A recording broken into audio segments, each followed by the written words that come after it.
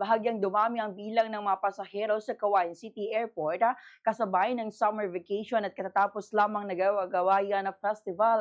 Sa panayam ng Bombo Radyo Cagayan kay Police Major Hill Pagulayan Jr., Chief ng Cagayan City Airport Police Station, sinabi nitong nanatiling maayos at kontrolado ang sitwasyon sa paliparan sa kabila ng pagdagsa ng mga biyahero.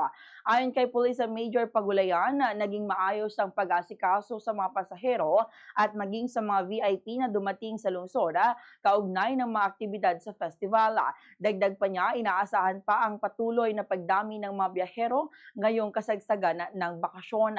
Kaugnay nito, tiniyak ng opisyal na mahigpit ang pinatutupad na seguridad sa loob ng paliparan sa tulong ng iba't ibang ahensya gaya ng airport authorities at mga security personnel upang mapanatili ang kaayusan at kaligtasan ng mga pasahero.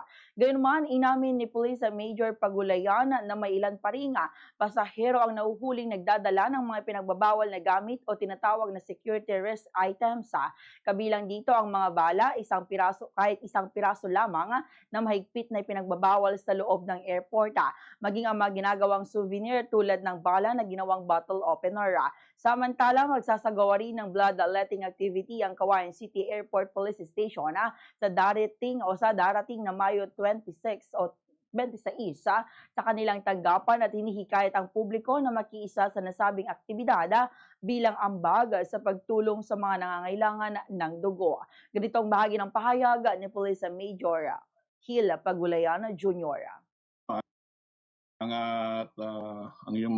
iyong kapulisan sa lalo-lalo na dito sa Cagayan Airport Police Station ay kontrolado po ang sitwasyon, no, pagdating sa mga pasahero, biyahero na nagdadagsaan ngayong summer. At ito nga lang pong katatapos na gawa-gawayan festival ng Cagayan at nag-expect po tayo ng maraming bisita. So maayos naman po natin na naasikaso po ang mga pasahero, mga biyahero po.